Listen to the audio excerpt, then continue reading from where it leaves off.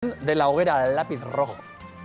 Horrela, ez dugu liburu guztia ere kontatuko hemen telebistan, baina ez zertaz doan amu moduko bat jendeari botatzeko, Juan Mari? Ba, hori, zentsura da. Eta dira, sistema bat bezala eginda, baina zentsura ez bakarrik testuaren gain edo liburuaren gain bakarrik, baizik baita ere zuteetatik abiatuta. Azkenean, liburuaren kontra egiten da bibliokausto bat, liburuak gerrein ziren, eta hori, argazki hori, hori agertzen den argazkia Tolosakoa da. Bai? Udaletxeko plaza, ez da? Iruditu zaigu. Behatzean da, 36ko abuztuak 11an. Reketeak eta sartu zirenean, hartu zituzten zeharenak, Mendizabalen, Isaka Mendizabalen liburuak. Bai, López Mendizabalenak. Inprentakoak eta bere biblioteka eta herriko biblioteka hartu zuten eta plaza zaharrean errein zituzten denak. Aurretiaz ere, landu izan duzu, jorratu izan duzu gaia, Euskararen kontrako legedia, zentsura, idatzi baitituzu el libro negro del euskera, asedio al euskera, hartaziak euskal liburuak eta Frankoren zentsura. Beti bil izan duzu gai hau bueltan, ez da? Bai, askotan, bai. Obsesio txiki bat ere bilakatu da? Obsesio ez, baina bai, hori, lehen esan dudan bezala, geu ere konstiente egiteko, geure buruari ispiluaren aurrean jartzeko, eta historian zehar gaur konturatu gabe, zenbat gauza asumitu ditugun, edo konturatu gabe, Hala etorri zaizkigun. jan egin ditugun, irentsi egin ditugun, eta orduan, liburu horrek ispiluaren egiten du.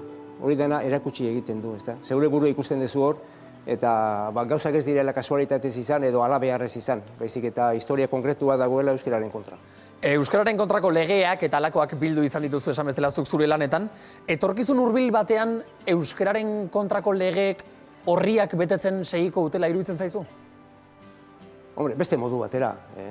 Diskursoa orain ere, diskurso badago, diskurso handi bat, ja, evidente ematen duena eta badirudiena naturala hori dela eta euskararen alde egiten den hori pixka bat inposizioa dela edo gutxi batzuen ez dakit gurari bat edo apeta bat dela eta bar, eta gauzak neurtu behar dira, objektibitatea nahi baldin badugu, gure hizkuntza bat ze indarrarekin dagoen presente eta beste batek ze indar daukan eta bere alde ze tresna dauzkan.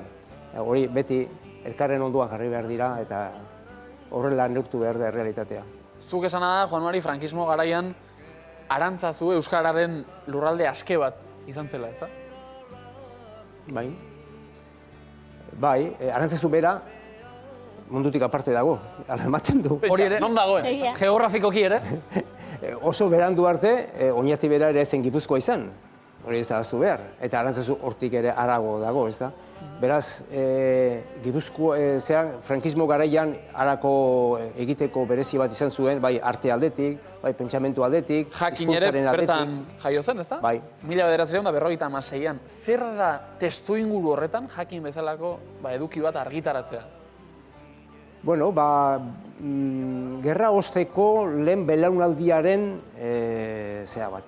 ibilbide bat, hasten da hor, ez Arantzazun bakarrik, baizik Arantzazun eta beste leku askotan hasten da. Hau da, gure belaunaldiak ez du gerra ezagutu, jasan du, horren ondorioa jasan ditu, baina gerra bera ez du ezagutu. Besteak traumatizatutak editu ziren.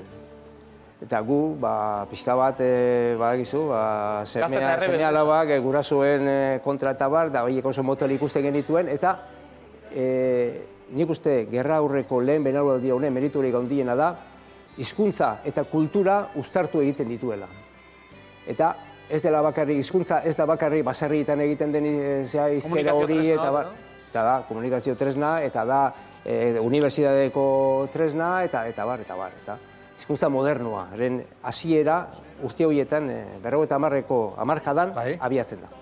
Jakina elkarteak aldizkaria argitaratu bakarrik ez, gero euskalgintzan ere magina bat lan egin duela, besteak beste eta horren aitortza gisa Gipuzkoako Foru Aldundiak urrezko domina ere eman zion, eta zuk esana da Jakin euskararen plaza izan dela, nolabait, eta guk behintzat ara ulertu dugu ez delako pulpitutik aritu edo ez da, gehiago plazan bertan egokitu eta moldatu delako plazako jendearekin egin izan duelako euskalgintza, ez da? Bai, eta jendeari plaza bat eskaini nahi izan diolako, eta ez pulpitu bat, hau da, ez da izan elementu ideologiko bat, eta kontuan eki behar da, ze garaitatik atozen gu, alde batetik, Arantzazu pulpitu bazen, alde batean, baina gero pulpitu ideologikoak egon dira.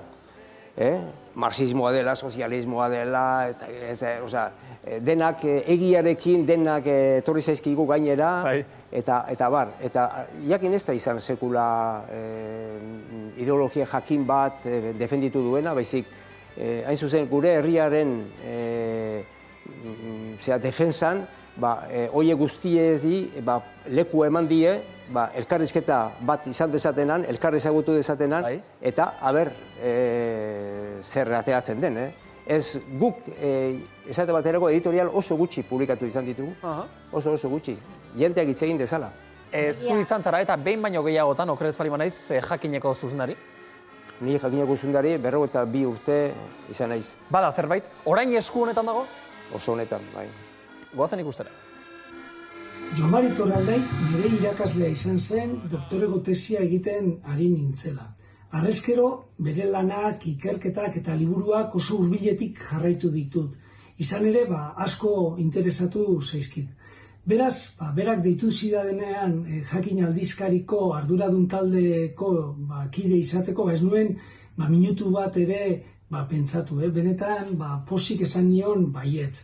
Egia esan, niretzako ohore bat da, berak hainbeste urtez zuzendu zuen jakin aldizkariko arduradun taldeko kidea izatea.